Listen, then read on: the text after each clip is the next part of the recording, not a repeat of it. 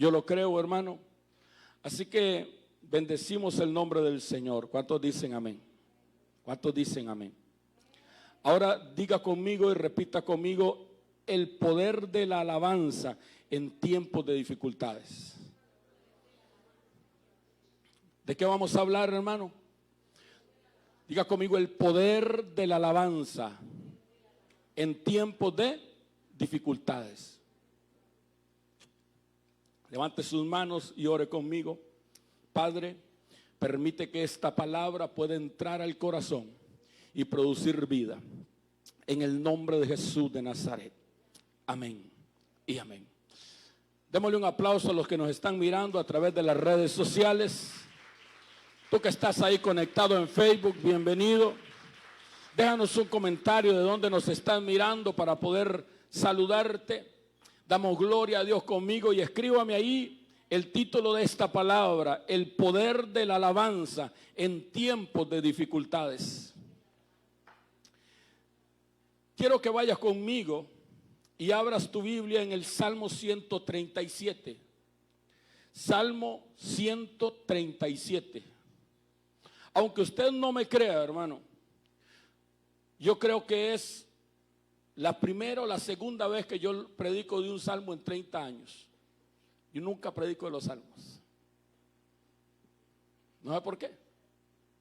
Hay muchas enseñanzas en los salmos. Yo tengo muchas, pero nunca las predico. Pero hoy vamos a hacer esto. Salmo 137. Y quiero empezar diciéndote que el Salmo 137 es un salmo extraño. Porque la mayoría de los salmos fueron escritos por David o por la generación davídica, por los salmistas Asaf, Hermán y Jedutum. Pero resulta que este salmo es escrito después de la cautividad, por ahí del 586 al 538, entre ese periodo, antes de Cristo, al final de la dinastía davídica. Después que fueron reyes unos 20 descendientes del rey David. Después de los 20 descendientes de unos 500 años, entonces se escribe este salmo. Usted recordará que la Biblia habla de una dinastía. Diga conmigo: dinastía. Pero no esa la de la película, ¿verdad? Sino una generación que Dios le empezó a levantar. Mira esto. Dice la Biblia que un día David tuvo una intención. Diga conmigo: una intención. Diga conmigo: las intenciones son poderosas. Porque no fue que David hizo algo para Dios, sino que David tuvo la intención de hacer algo para Dios. Y dice que David, cuando empezó a reinar, Dios envió un rey extranjero y le hizo una casa.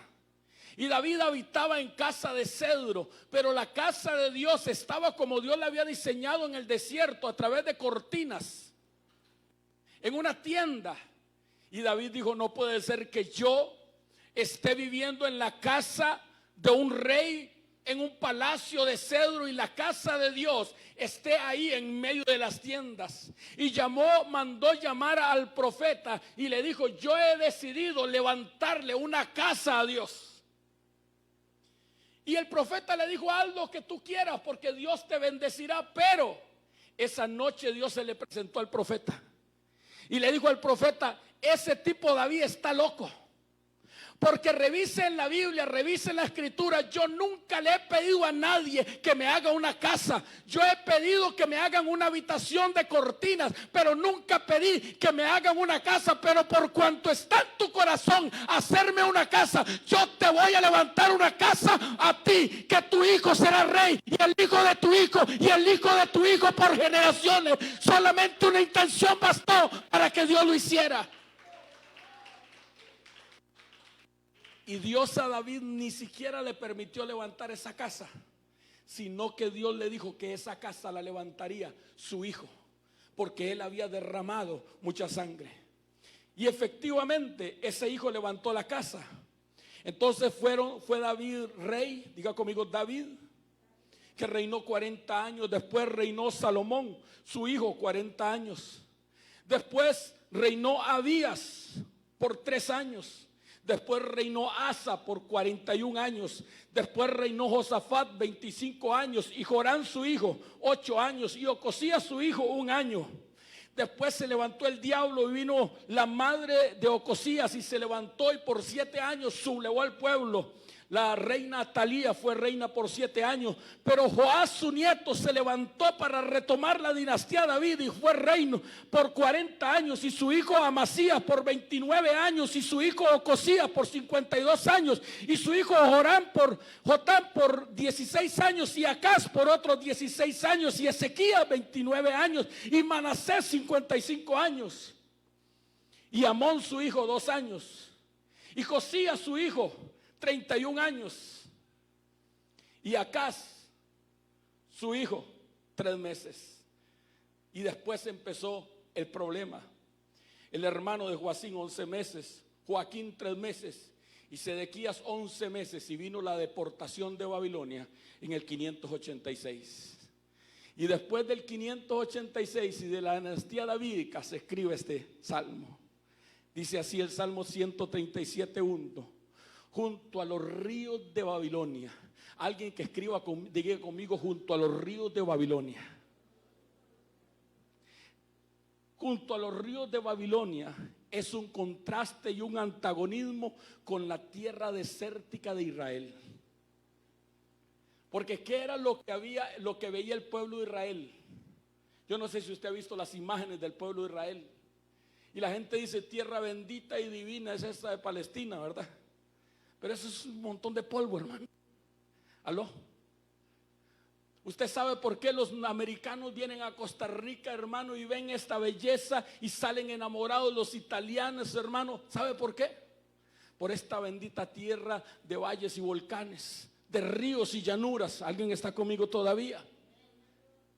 Junto a los ríos de Babilonia. Es un contraste, porque es uno que está habitando en el agua, pero fue diseñado para habitar en la tierra. ¿Usted ha visto lo que le pasa al perro cuando usted lo tira al agua? Nada. Pero ¿cómo le llamamos a eso? Nadadito de perro, ¿verdad? Porque el pobre no puede bracear. ¿Aló? Porque no es bueno ahí, él no se ahoga, hermano, pero él no fue diseñado para habitar en el agua. Yo quiero que usted entienda que estamos hablando de un israelita diseñado para habitar el desierto, armado, diseñado para estar en un desierto, pero está en un montón de agua. Él no sabe qué hacer ahí. Diga conmigo: junto a los ríos de Babilonia. Nos sentábamos y allí llorábamos. Sentarse es la posición para meditar, para aprender y para hacer teshuvá. Y aún dice: y ahí llorábamos. Las lágrimas son parte de la vida, son la expresión del alma. A veces ante a las abrumadoras dificultades, las lágrimas brotan como torrentes. Levante su mano y diga conmigo: yo nunca he llorado. Porque no hubo ni uno, hermano. Porque curiosamente, Roini, lo primero que hacemos cuando nacemos es, y si no lloramos, los benditos médicos están como endemoniados, ¿verdad, hermano? Lo agarran de las patas a uno y ¡fa! ¿Aló? Es como, yo no sé, alguno de ustedes le daba por no llorar cuando le pegaban chiquillo. Hermano, yo veía ver a mi mamá y pegaba gritos, hermano, como si me estuviera matando para que me soltara. ¿Aló? Porque diga conmigo: llorar es parte de la vida. Pero a veces, hermano, el lloro es el resultado de la dificultad, cuando aquello es abrumador y yo no puedo superarlo. ¿Aló? Que yo quiero que usted entienda que el pueblo de Israel no estaba en Babilonia por gusto, no andaban de vacaciones. Aló, se los habían llevado cautivos, habían derribado sus casas y su ciudad y se los habían llevado cautivos. Y allá, hermano, junto a los ríos de Babilonia, nos sentábamos y ahí llorábamos, acordándonos de Sión. ¿De qué se acordaban?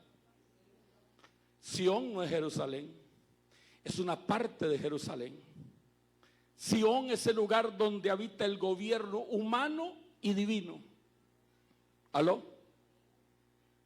Ellos lo que estaban extrañando era el favor de Dios, porque el Salmo capítulo 2 verso 6 dice: porque yo he puesto mi rey en Sión, mi santo monte. ¿Cómo llama Dios a Sión? ¿Por qué fue la guerra hace unos días entre musulmanes o entre Hamas y Israel? Por el monte santo de Sión. Porque, hermana, amada Ivonne, los árabes no soportan que el pueblo de Israel ore en ese lugar. Esos hijos del diablo se cortan, pegan gritos, tiran piedras al suelo, se malmatan porque se endemonian, porque ¿sabe qué? Porque Dios le prometió a Salomón: si mi pueblo ora en ese lugar, yo los escucharé en el cielo y abriré el cielo. Por eso el diablo, hermano amado, no quiere que el pueblo de Dios se pare en ese lugar y ore y clame y gima delante de Dios. Nos acordamos de Sión. ¿Aló? Dice el Salmo capítulo 9 verso 11: cantad a Jehová que habita en Sión. ¿Dónde habita Jehová?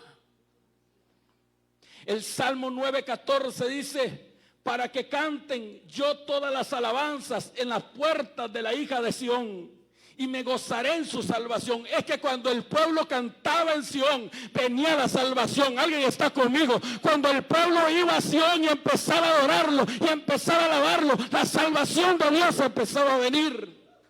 Y el pueblo dice: nos acordamos de cuando alabábamos en Sión y Dios nos respondía.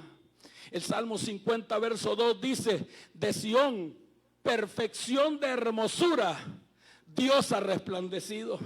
El Salmo 53 verso 6 dice: oh, si saliera de Sión la salvación de Israel. Cuando Dios hiciere volver la cautividad de su pueblo, se gozará Jacob y se alegrará Israel. El Salmo 137 verso 2 dice así: entre los sauces, en medio de ella, colgábamos nuestras arpas. Alguien que diga conmigo: sauces. Entonces el pueblo está anhelando Sión, que no es Jerusalén, sino el lugar donde gobernaba David, pero donde la gloria de Dios se manifestaba. Era el lugar donde estaba la tienda, el tabernáculo caído de David, y donde Dios adoraba y la presencia de Dios se resplandecía. Yo quiero que usted me entienda esto. Moisés había hecho un tabernáculo cerrado de tiendas, donde estaba la presencia de Dios, donde entraba el arca del pacto, pero nadie la podía ver. Pero el loco de David agarró, hermano, una tienda abierta y la rodeó de adoración 24 horas. Cada hora había un grupo diferente alabando, adorando a Dios, y la presencia de Dios era manifiesta en medio del pueblo, visible en medio del pueblo, en medio de Sión. Y entonces el pueblo dice: sobre los sauces, en medio de ella, colgábamos nuestras arpas. Déjeme leérselo en otra traducción. En las ramas de los árboles que crecen junto a los ríos, colgábamos nuestras arpas, perdón. Vamos a ver. Es que el sauce es una especie de árbol que existe en Israel, que crece en los ríos, pero también existe en Babilonia. Porque dice Levítico capítulo 23, verso 40: y tomaréis el primer día ramas con frutos de árbol hermoso, ramas de palmeras, ramas de árbol frondoso, sauce de los arroyos. Diga conmigo: sauce de los arroyos. Sobre los sauces, en medio de ella, en medio de los ríos, que era lo único que había en ese lugar que le recordaba a su lugar, a su pueblo, a su lugar de natal, a su ciudad celestial. ¿Aló? Yo no sé usted, y no es que hay por toda parte del país, pero cuando yo veo un amarillón, a mí se me revuelven mis sentimientos acordándome de mi niñez encaramado en uno de esos. Porque esa especie es nativa de la zona sur de nuestro país. ¿Me está entendiendo? Lo único que había en ese lugar eran los sauces que le recordaba a su pueblo. Y ellos agarraban sus arpas y las colgaban, porque decían: no adoraremos hasta que regresemos a nuestro lugar. Era una manera de decirle: Dios, no voy a adorar hasta que nos regreses a nuestro pueblo. Es imposible que regresemos, no podemos regresar, pero allá en ese lugar que me hace recordar era donde yo te adoraba, era donde yo te cantaba. Alguien está conmigo todavía. Hoy yo no sé si usted me entiende, hermano, pero es que adoradores que adoraron a Dios 24 horas al día fueron sacados de su lugar.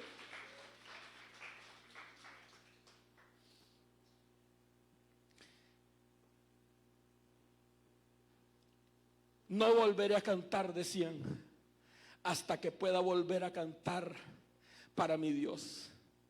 Mi alabanza y mi adoración solamente a ti te pertenecen. No daré mi adoración a cualquiera. Diga conmigo: no daré mi adoración a cualquiera.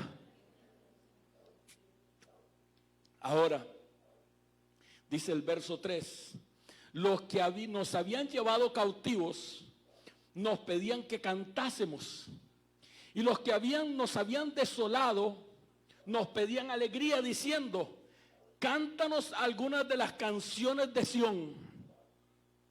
Déjeme leerlo en otra versión. Los mismos soldados que nos sacaron de Israel y nos hacían trabajar forzadamente, nos pedían estar alegres.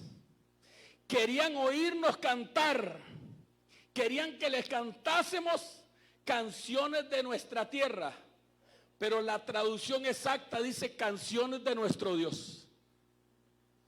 Yo le voy a explicar a usted, y tengo que romper un paradigma de su mente. Es que, hermano, si vamos para algún lugar y usted se va para Italia, empieza el italiano entre: ¿y qué cantan allá? Ay, usted empieza la guaria morada, hermano. Y empieza usted ahí: sobre la tapientejada, tus pétalos suaves se agitan, la linda guaria morada. Ellos no le estaban pidiendo que cantaran canciones de la tierra. Ellos le estaban diciendo que las canciones que le cantaban a Dios, y solamente a Dios y solamente al Rey, se las cantaran a ellos. Eran adoradores de ídolos y le estaban pidiendo que les cantaran las canciones de Dios. ¿Alguien está conmigo todavía? Es algo así como que, perdóneme la comparación, que usted le dedicó una canción a su esposa el día que le pidió matrimonio. ¿Aló? Y ahora la querida quiere que usted se la cante. ¿Alguien está conmigo todavía?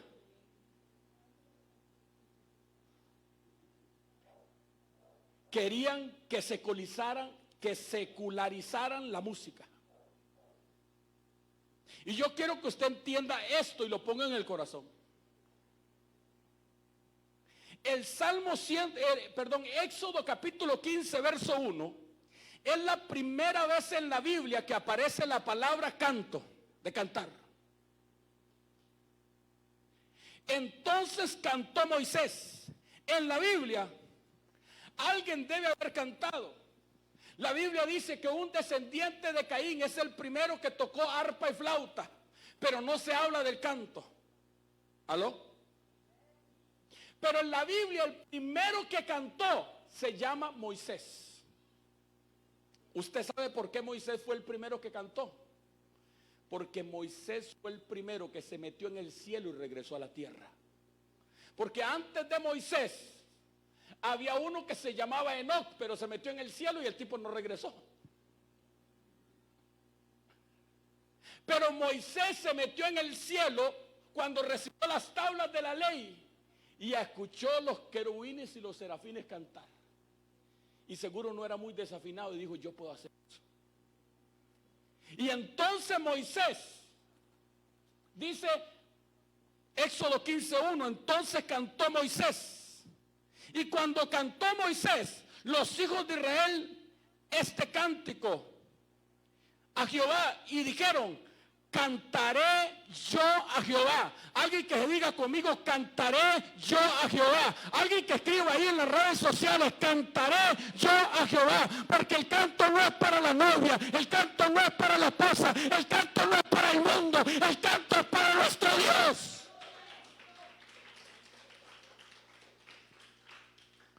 Oscar, hasta antes de la era medieval, la música era sacra, que significa que solamente se le cantaba a Dios. ¿Me escucharon eso? Pero Satanás vino a pervertir y lo pervirtió de tal manera que lo hizo de esta manera. Querida, qué desgraciado, hermano. Cantándole a la querida. Aló. ¿Y sabe quién era la querida? ¿Quién era la querida de Juan Gabriel? A la sangre de Cristo, el querido, hermano. Un maricón, hermano. Ya me bloqueó la porquería esa. Aló. ¿Alguien está conmigo todavía? Diga conmigo, una perversión de la música. Eso era lo que les estaban diciendo el pueblo que hicieran.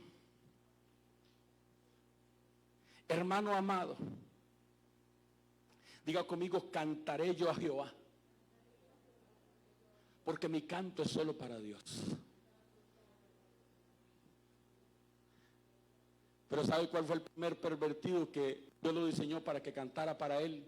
Y empezó a cantar para sí mismo. ¿Aló? Dios creó a un ser que en la Biblia se llama luz bella. ¿Aló?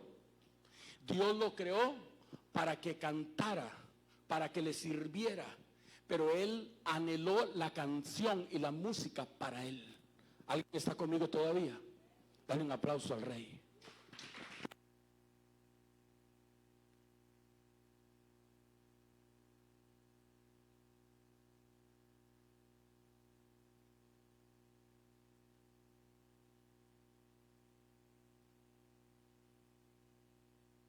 Escúchame esto.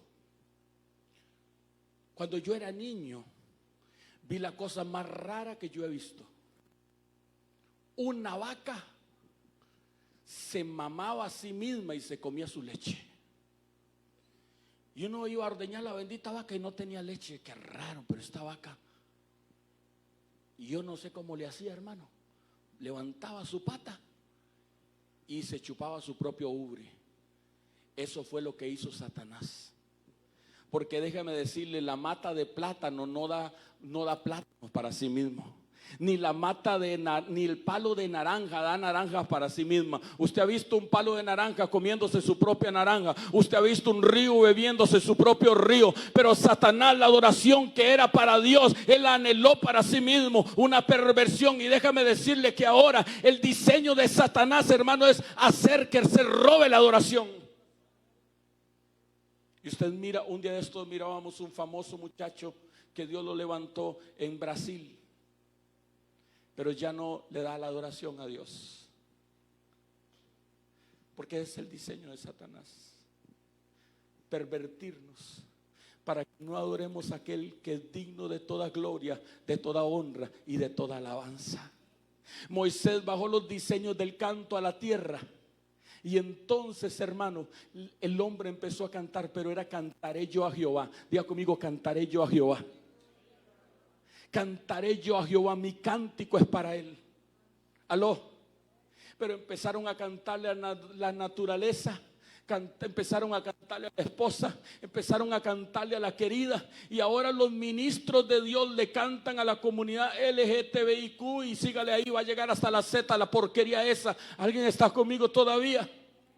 Pero Dios necesita levantar una generación que entienda que mi canto es para él, que él me dio la capacidad de cantar, de tocar un instrumento, pero es solamente para él. ¿Alguien está conmigo todavía? ¿Alguien puede decir gloria a Dios?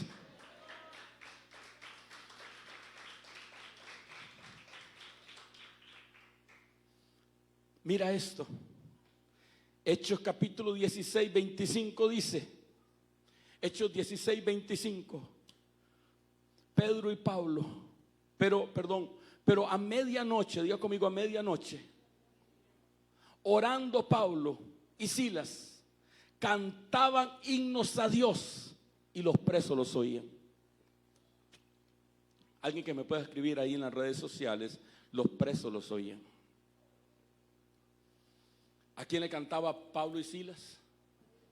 Estaban garroteados, Sara. Estaban leñateados. Los habían metido en el cepo de más adentro. Los habían garroteado injustamente. Usted a la medianoche, hermano, lo que está es muerto de cansancio, pero ¿sabe qué estaban haciendo?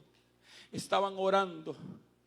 Y a la medianoche empezaron a cantar, pero no estaban cantando para los presos, estaban cantando para el que es digno de toda gloria y de toda alabanza. La Biblia no nos dice que empezaron a cantar, pero empezaron a adorar en medio de la dificultad, empezaron a darle gloria a Dios en medio de la dificultad. Y ¿sabes algo? Los presos los oían. Hoy día le cantan a los presos para que Dios los oiga. Aló. Se arman conciertos y le cantan a los presos, le cobran 40, 50 y 100 dólares. Y si Dios quiere oírlos, que los oiga.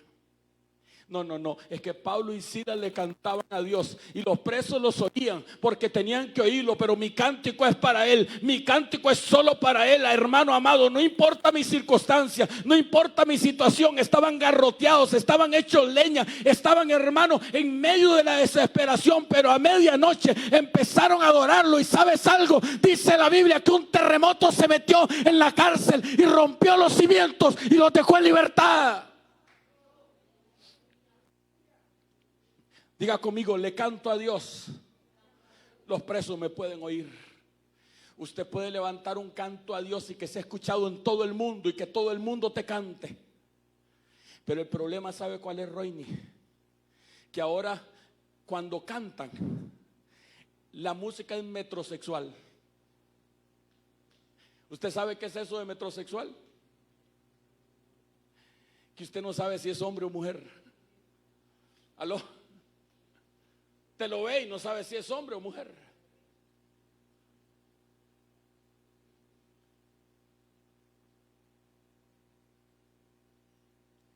Escúchame.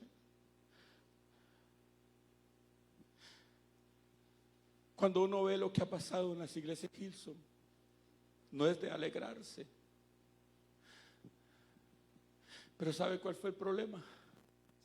Que empezaron a cantar de tal manera que yo se la puedo dedicar a Dios o a la novia. Puede tocarse en la música, en la emisora cristiana o en la música mundana. Secularizaron la música. Pero ¿sabes algo? Dios es un Dios celoso. Y Dios dice que sobre un altar donde se ha sacrificado a un ídolo, jamás se le sacrifica a Él. Pero vienen del mundo con su música y con su basura y solamente le cambian la letra y dejan la música y la basura, y la iglesia se la aguanta porque no hay santidad en los altares y porque no hay, hermano amado, temor de Jehová en medio de la iglesia. Pero la iglesia tiene que entender que mi cántico es solo para Él, solamente para Él. Solo Él es digno de mi alabanza, solamente Él es digno de mi adoración. Él me dio esta alabanza para que yo se la dé a Él.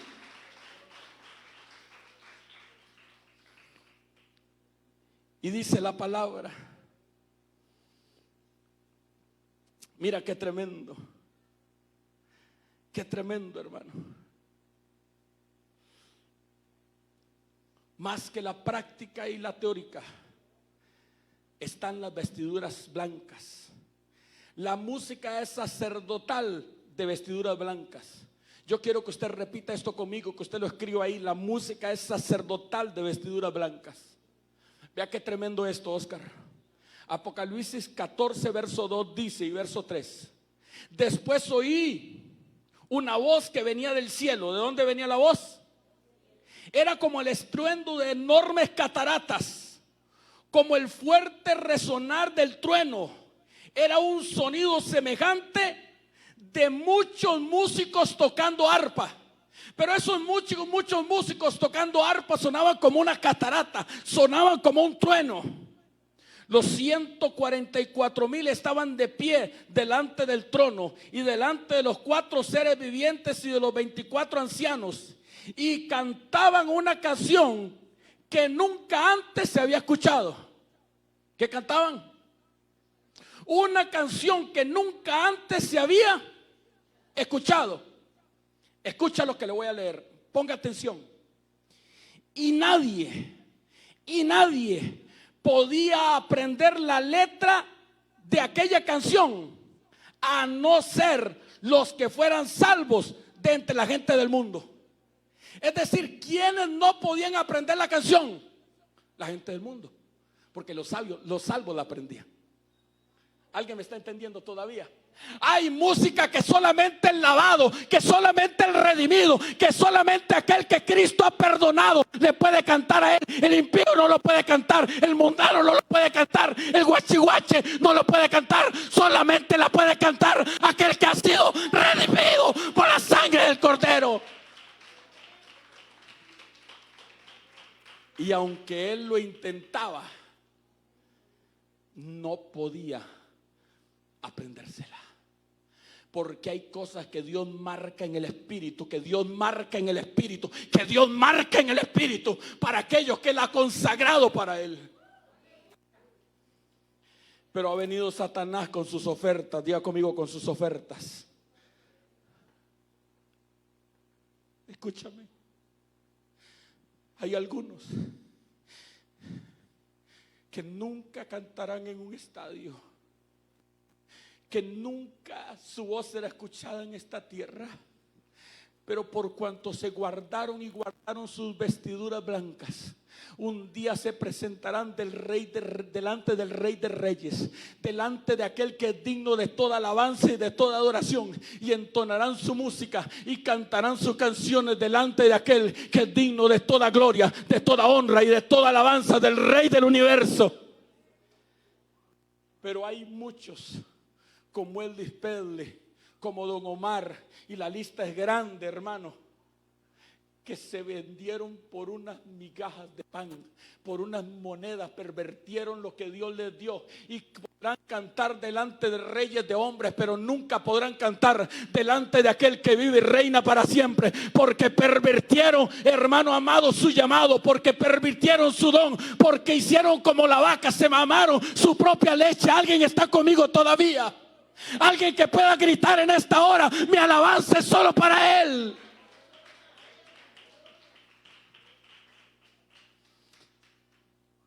Dice la palabra, Salmo 137:4: jamás cantaría en tierra extranjera alabanzas a nuestro Dios. Diga conmigo, jamás. Y escúchame algo. Satanás sabe cuánto viene con sus ofertas. Oscar, Satanás no vino con la oferta con Jesús cuando Jesús estaba fuerte.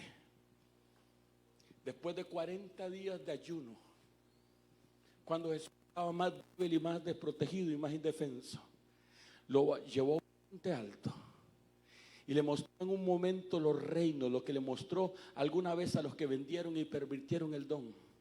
Y le dijo: todo esto te daré bajo condición. ¿Cuál es la condición? Si postrado. ¿Y qué le dijo Jesús? Al Señor tu Dios adorarás y solamente a Él servirás. Si no tienes la capacidad de traer esa respuesta en tu boca y en tu corazón, Él pervertirá lo que Dios te ha dado. Diga conmigo: al Señor tu Dios adorará y solo a Él servirá. Al Señor mi Dios adoraré y solamente a Él serviré. Dígame una cosa: usted tendría un esposo que tenga 3 esposas más. Usted tendría una esposa que tenga 3 hombres más y le cante lo mismo que le canta a usted a la otra. usted tomaría en una taza donde le dan a usted y al indigente que llega a tomar agua a la puerta. Si usted no lo hace, ¿por qué espera que Dios lo haga? ¿Por qué quieres que Dios tome la adoración que le das a cualquiera? ¿Por qué quieres que Dios reciba tu cántico si se lo das a cualquiera? ¿Por qué quieres que Dios reciba tus besos si se lo das a cualquiera? Oh, hermano, yo no sé si usted tiene el mismo concepto que yo, pero esta boquita no la besa a cualquiera. Aló. Esta boca solo le pertenece a esa mujer, pero hay un problema. Los de esa mujer, y no los comparto con nadie, olvídate. Y dice la palabra, Víctor, en el libro de Santiago, que Él nos anhela celosamente. Usted ha tenido una esposa, una novia, un marido, un novio celoso. Usted no sabe lo que es mi padre cuando se enchamuca, hermano. Cuando se le mete, hermano, que no cela. Y un día, hermano, se enceló contra el mismo hijo que le dio a Abraham. Dios salía a contar las estrellas con Abraham y le decía: Abraham, cuenta las estrellas. Abraham estéril como una pasa, hermano. Sara, hermano, y Abraham 1101, 1102, 1103, 1104, 1105. Y Dios feliz, hermano. Pasaba las noches, hermano, hablando del hijo que procrearían entre los dos. Porque yo quiero que usted entienda que Jesucristo es hijo de Abraham y hijo de Dios. Es como las estrellas del cielo, porque tiene la naturaleza divina, pero es como el polvo de la tierra, porque tiene la descendencia de Abraham metido dentro. Y estaban hablando de su hijo. Y pasaban las horas y pasaban los años. 25 años lo tuvo en esa joda. A los 25 años Dios vio que Sara estaba demasiado vieja. Dice: el milagro va a ser fuerte. Así que le dio el hijo. Pero el bendito Abraham estaba ocupadísimo cambiando pañales. Y después de que cambió pañales, estaba ocupadísimo enseñándolo a caminar. Y después, hermano, estaba Abraham, hermano, en esa etapa donde uno le enseña a hacer cosas al hijo, y estaba enseñándolo a cazar y todo, a ofrecer sacrificio. Y Dios, Abraham ni se acordaba de Dios. Y Dios le dijo a Abraham: vente para acá. Un día usted quería saber lo que había en mi corazón. Y me dijo: Dios, ¿cómo yo sabré que usted me va a dar un hijo? Porque usted me tiene entretenido ahí contando estrellas. Yo quiero que usted me dé un pacto, algo que me diga que usted me va a dar un hijo. Y Dios hizo un pacto con Abraham y derramó sangre. Y Abraham le creyó a Dios. Ahora el que quiero que derrame sangre es usted. Vete a Moria, al monte que yo te mostraré, y sacrifícame ahí al hijo que yo le di, porque yo quiero saber si usted ama más al que lo prometió o la promesa. ¿Usted cree que Dios es un gatito? Usted no lo conoce, hermano, es un león. Meta la cabeza y te deja sin cabeza. ¿Aló? ¿Y usted cree que le va a poder servir con una pata en el mundo y con otra a él, y que lo va a recibir y que la gloria de Dios va a caer? ¿Aló? ¿Aló? ¿Alguien está conmigo todavía? ¿Usted cree que se va a meter un metrosexual en la iglesia y que Dios se va a sentir: ay, qué lindo canta? Hasta que se me paró la pelos de chinita, dice el Señor. ¿Sabe cuándo se le ponen los pelos de chinita más? Cuando ve a un infeliz que canta lo más horrible que hay en el mundo, pero con un corazón contrito y humillado. Y Dios dice: se canta mejor que Gabriel, que Miguel y que todos los serafines juntos. Un corazón contrito y humillado manda a callar su orquesta, manda a callar sus ángeles y se mete ahí, porque un corazón contrito y humillado no lo desprecia Jehová. Siempre le digo a esto a los muchachos: ¿cómo cree usted que tocan el piano los ángeles en el cielo? ¿Cómo cree que tocan la flauta? ¿Cómo cree que tocan el bajo, la guitarra, la batería? ¿Qué es lo único que usted le puede dar a Dios, hermano, que no le pueden dar los ángeles? No es la técnica, no es la teórica. Diga conmigo este pechito. Este pechito es lo que tú quieres. ¿Qué es lo que quieres de mí? Amar justicia, hacer misericordia. ¿Y sabes qué es la peor desgracia? Que la mayoría de las veces no podemos adorarle cuando hay alegría. Muchos de los que están escribiendo aquí nos acordamos de Sión. Cuando estaban en Sión no podían adorarle. Pero cuando Dios les quitó Sión, hermano, cuando no tenían altar, cuando no tenían Sión, cuando no tenían tabernáculo caído de David, entonces se acostaban en medio de los ríos y decían: nos acordábamos cuando estábamos en medio del Señor y lo adorábamos, y la presencia de Dios venía y sanaba y bendecía y glorificaba al Señor. A veces solamente, hermano, en medio de las dificultades. Diga conmigo, hermano amado, jamás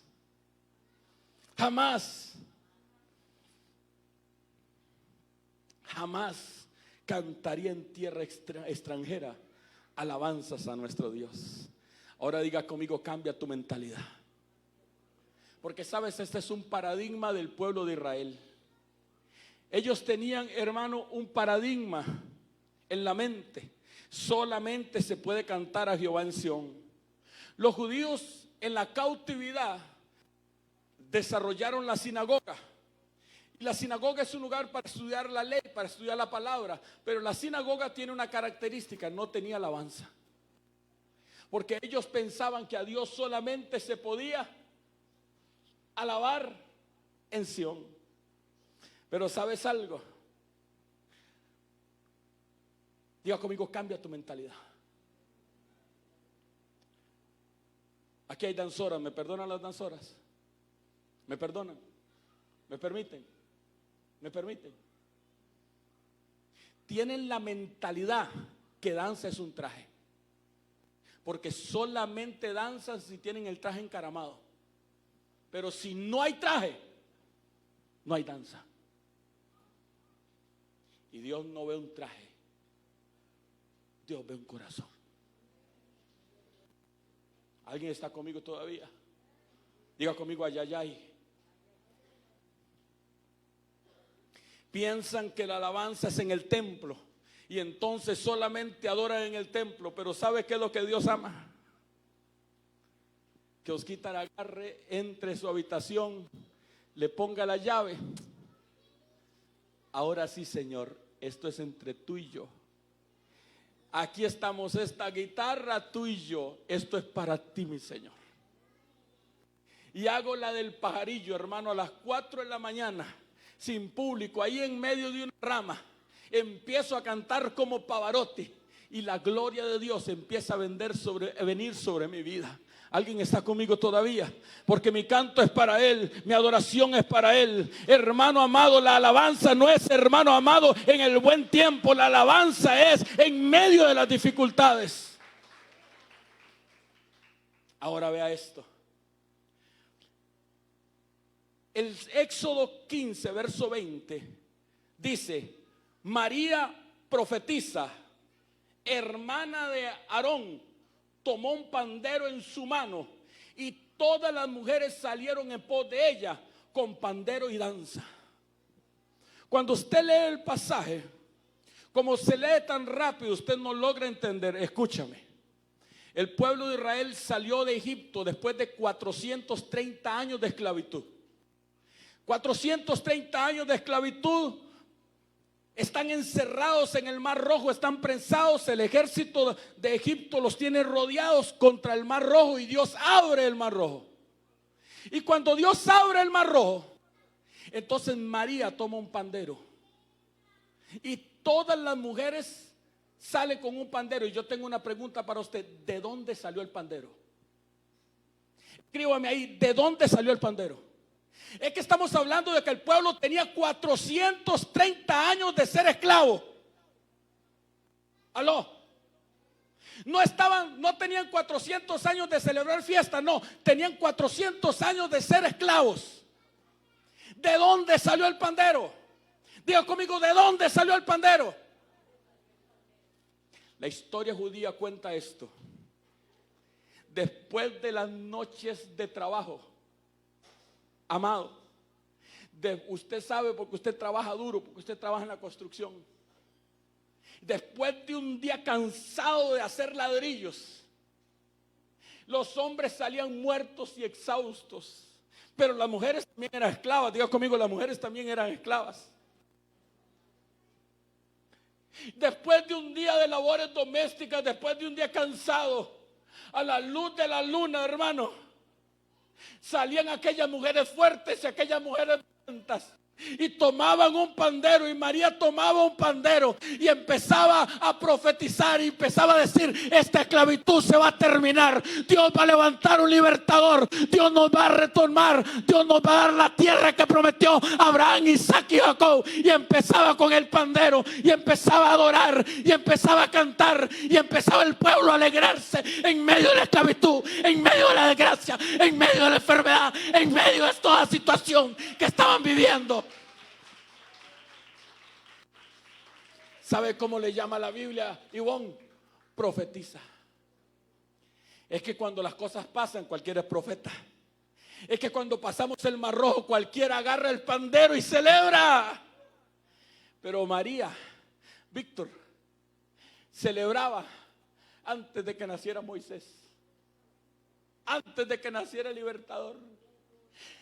La historia cuenta que Ron había decidido apartarse de su mujer para no tener hijos. Pero se levantó María y lo reconvino y lo reprendió, porque el faraón había ordenado que los niños varones murieran. Pero ¿sabe algo? En medio del decreto del rey, Dios tenía otra palabra. Hay un hijo llamado Moisés que nacerá y libertará a este pueblo. Y María empezó a profetizar. Profetiza en medio de la dificultad. Profetiza en medio de la enfermedad. ¿Alguien está conmigo todavía?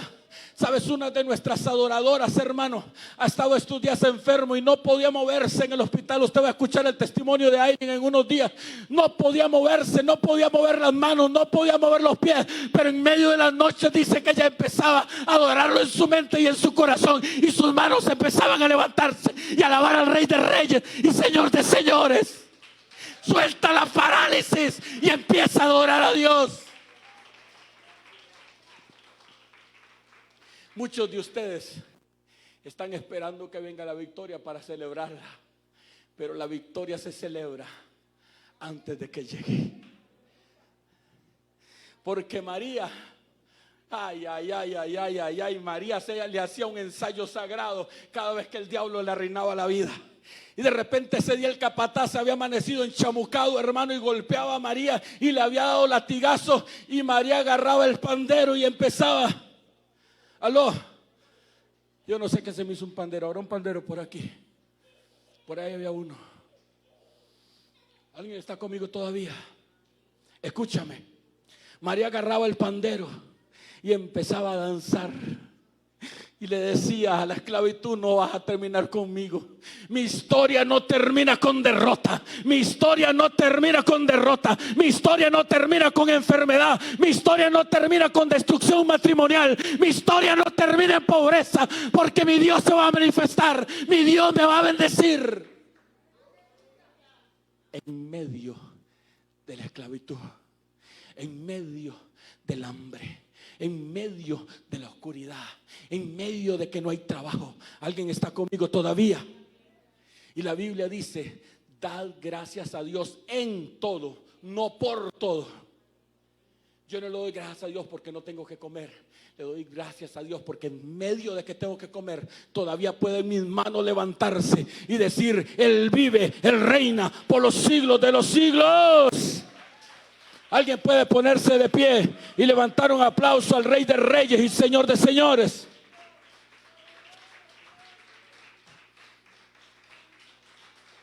Vamos, fuerte, fuerte, fuerte, fuerte, fuerte, fuerte.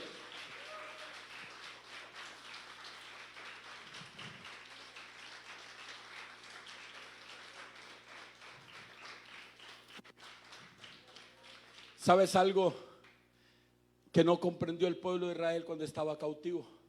Por eso colgaron sus arpas en los sauces, porque no entendían que Babilonia necesitaba que le cantaran a Dios y los babilonios los oyeran y los presos los oyeran. Y lo que no entendió, hermano amado, el pueblo de Israel cautivo, sí lo entendió Pablo cuando estaba en el cepo. Porque Pablo en el cepo le pudo cantar a Dios. Así que si Pablo le pudo cantar en el cepo, yo le puedo cantar en cualquiera que sea mi situación.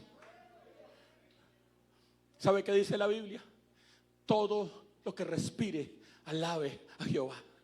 Y alábele ahora que tiene aliento, porque usted no sabe qué va a pasar la próxima semana, porque hay unos que se han negado a adorarlo hoy, a alabar a aquel que, hermano, el que respira a Jehová, y mañana ya no tiene aliento, mañana está jalando aire. Pero alábale ahora que es tiempo, bendiga a Dios que es tiempo, bendígalo a Él. Todo lo que respira, alabe a Jehová.